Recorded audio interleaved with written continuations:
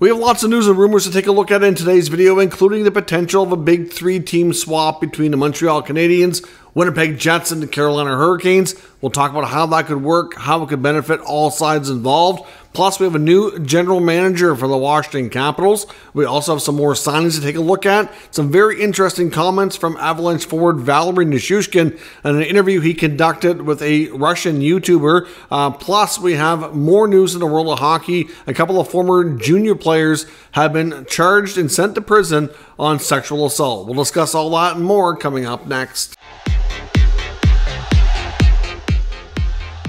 So welcome back to another video here at Top Shelf Hockey. As I mentioned, we have a variety of things to take a look at here today. Let's start first with the news in Washington. We got word today, and this is not something we were expecting at all, but the Washington Capitals have a new general manager. Brian McClellan, who's been a longtime GM with the club, remains with the Capitals. He remains the team president. He had been president and general manager for the last while. But Chris Patrick moves up and takes on the role of general manager. He's now 48 years old. He's worked with the club for about 16 years at a lot of different roles in scouting, player development, player personnel. Most recently was associate general manager. Of course, his father, Dick Patrick, is also one of the shareholders, one of the owners. I believe Ted Leonsis is the majority shareholder and owner of the club, but I believe he does own a minority share within the Capitals organization as well. So certainly, like I said, wasn't expecting that. I mean, Patrick's been there a long time. He gets promoted, and Brian McClellan remains as team president. Of course, Brian McClellan has already done a lot of the heavy lifting this offseason, pulling off some trades, lots of signings and free agency. Not to say that Chris Patrick wouldn't have been heavily involved with a lot of those decisions anyway. But yeah, some interesting news that we did not kind of see coming there. Some signings around the NHL today. We got word that the Oilers have signed prospect forward Raphael Lavoie, who's now 23. Still looking for an opportunity to crack the NHL on a more regular basis. Has had very limited NHL action with Edmonton so far, but he gets another one-year deal at $775,000, so league minimum. I would suspect that's going to be an opportunity for him to either make the roster and have a good contract so that he's maybe somebody who can squeeze it in the bottom six because of the salary cap. Maybe they need a contract like that. Or if he does end up having to go on waivers, it'd be more likely that he could get picked up. Short-term, cheap money. And if he has to continue to play in the American Hockey League, well, I guess so be it. But at the end of the day, you know, it's another chance for him in Edmonton. I'm surprised he's still there, to be honest. I thought he might be moved on, or they may not qualify him, but Lavoie continues to put in his time with the Edmonton Oilers.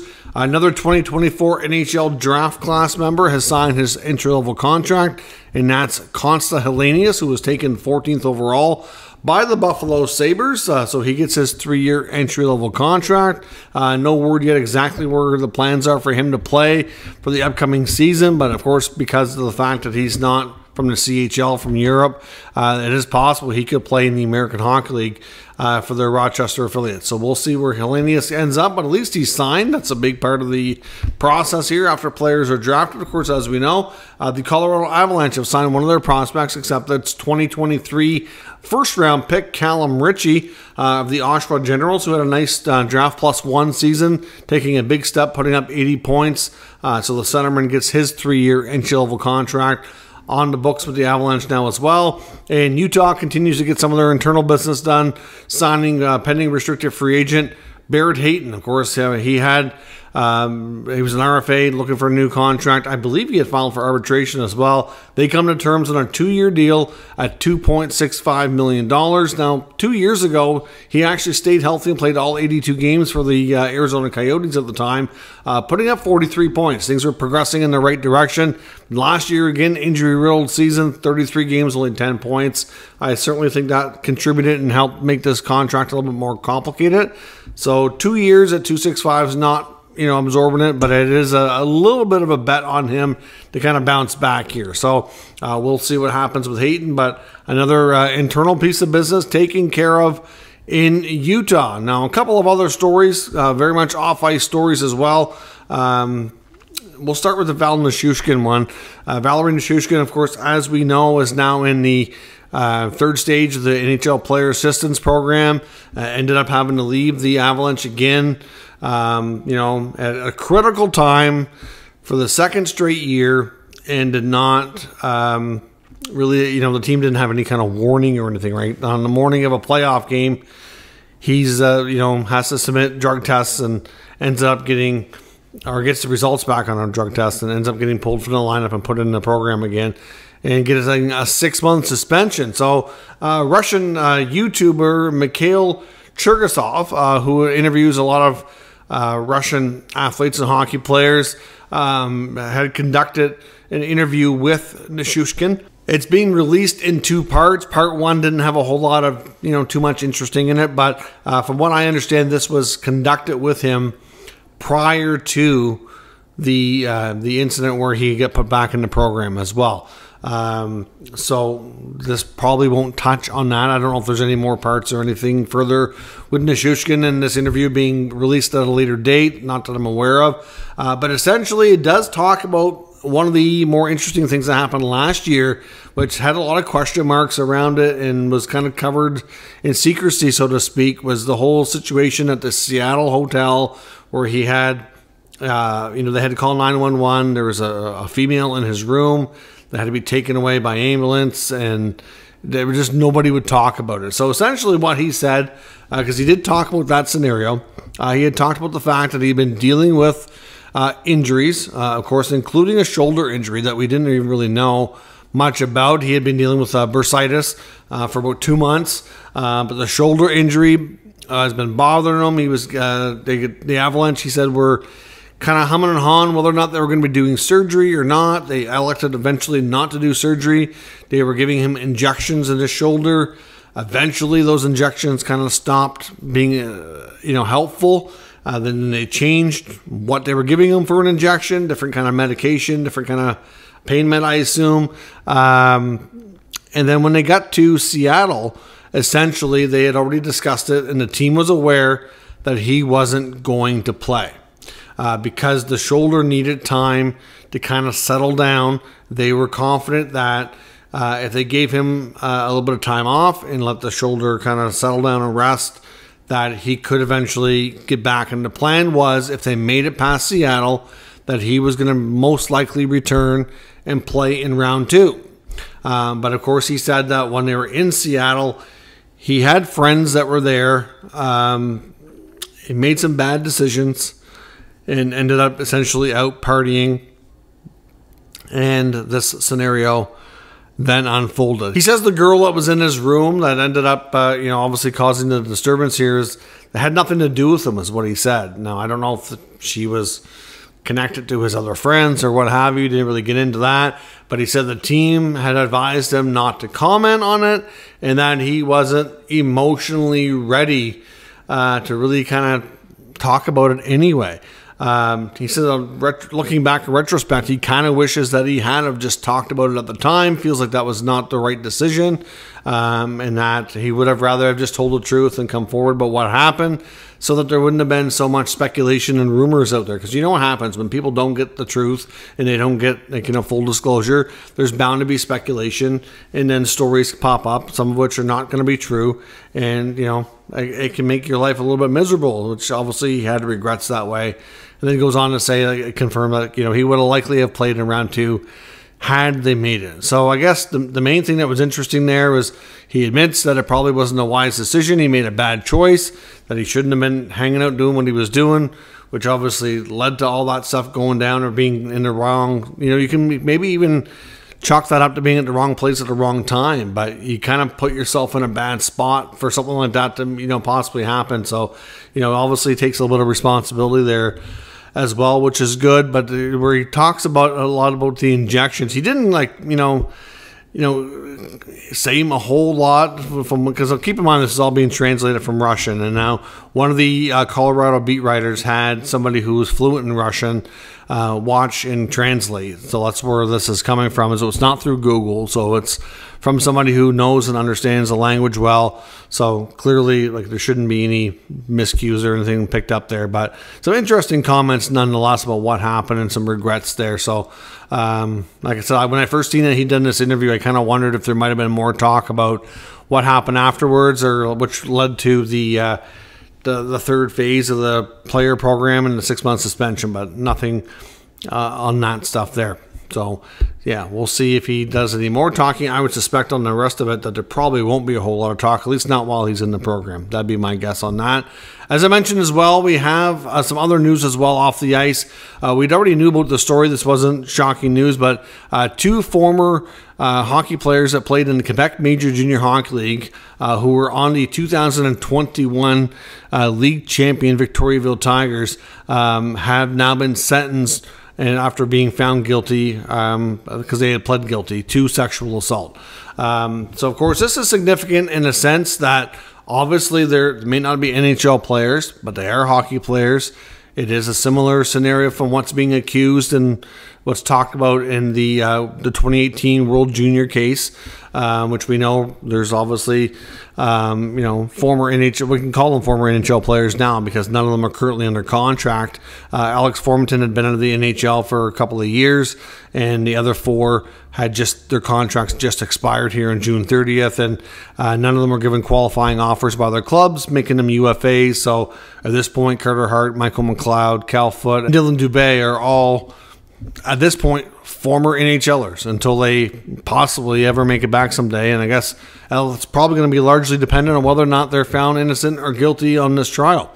But the 2 players in the Quebec League, who were Nicholas Daigle and Massimo Siciliano, were both who had pled guilty. They were on the 2021 Victoriaville League Championship team in 2021, that summer of June. They were partying, celebrating the team's victory of the league championship when this assault had occurred. They said they pled guilty to it, and now they've been sentenced. Daigle gets 32 months. And his teammate Siciliano gets 30 months. Now, I'm not sure why there's a bit of a difference there. But I just kind of couldn't help but wonder if this could be something that might set precedents or kind of become relevant for that 2018 group of our World Junior players that are awaiting their trial. If any of them are found guilty, could they be looking at, similar type sentencing? I believe, if I'm not mistaken, I think they can be looking at 5 to 10 years. Of course, they don't necessarily have to get that. And then the other thing, too, is these guys, by the sounds of things, had pled guilty. I think there's a difference. So far, everybody else has pled innocent. I guess if you come forth, you admit to what you did, you're more cooperative, you're bound to most likely get a little bit of a more lenient sentence, too, right? So I'm not saying those guys are guilty, because I don't know that, but if they are found guilty and they didn't plead it and they didn't cooperate, to the point to come forward and say they did it, they might have a harsher sentence. It's hard to say, but that's a long ways out. We don't know at this point. The last we had heard is it sounds like we're looking at a trial sometime in probably later in 2025, so it's probably still about a year away. So we'll see what happens. But those 2 junior players are facing some serious time after doing the crime. And it just sounds a lot to what's being accused for that other group of former NHL players. And I just couldn't help but wonder if they may be looking at similar fate if they also are found guilty. Now, in the NHL as well, we've talked a bit about the future of Sidney Crosby here as of late. Today, the word is from Penguins beat writer Rob Rossi of The Athletic. He's reporting that the Penguins and Crosby appear to be making good progress on a contract extension. He didn't say it was imminent or anything like that. Nothing's been announced today. He said essentially it's been rumored to be somewhere in the 3 years at $10 million per season range, somewhere in that, approximately in there. So, of course, as we've talked about before, the last couple of times we brought Crosby up. Yesterday we talked about some comments made by TSN analysts saying Crosby should go to Toronto. We talked before, a couple of days before that, about some other comments made from other analysts suggesting that Crosby is so hyper-competitive and that the Penguins are, not really in that competitive window anymore. That will he go to, another team? Could he go join his good buddy Nate McKinnon in Colorado, or could he go to a childhood team in Montreal, or anywhere else to try to continue competing for Stanley Cups while he's playing? Or will he, because people just have a hard time seeing Sidney Crosby play at a high level right out of his final years on a mediocre team that's not really anywhere near contention. Missed the playoffs the past couple of years. Considering what this offseason has been like, it's challenging to think that they will make the playoffs next year.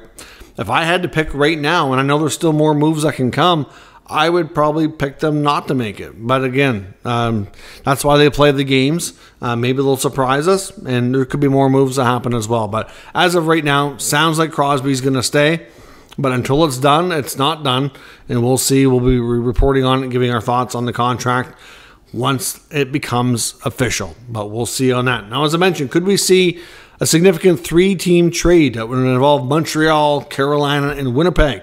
And I can't help but wonder if this could be a way to solve some of the outstanding business and outstanding matters for all of these clubs. We know the Winnipeg Jets are in a situation with Nikolai Ehlers that he would, at this point, believe to have told the team that he would prefer a trade. I don't think he's demanded it or anything of that nature, but it sounds like he made it known. I know with his end of season media availability that everybody was under the impression that he sure would like to move on. And he's got 1 year left at $6 million, and that he would prefer to get moved. So we also know that Marty Nichushkin in Carolina, right now he's filed for arbitration, waiting on a contract with the Carolina Hurricanes. We know that after losing out on Jake Gensel, they probably would still kind of prefer to keep Nichushkin, but at this point we don't really have any reason to think that he's real keen on staying still. Now, things can always change, but we haven't had a report confirming that there's been any change of opinion from him and his agents. And then, of course, in Montreal, there's been lots of talk and speculation about them making a big move, trying to add another piece to their forward group. While they tend to still have lots of draft capital, they also have lots of young defensemen. So, could they make some inclusions here to jump in on this action? So could we see Nichushkin go to Montreal? Could we see Ehlers go to the Hurricanes? And then in return, Winnipeg gets picks and prospects. They could get a good young D prospect out of Montreal. I don't know if Montreal would include somebody like a Reinbacher, or maybe it's a Jordan Harris, or maybe it's I'm not sure who else they would include. I don't think they would include Caden Gooley, but could they? You never know. It'd have to be one of their more intriguing D prospects for sure.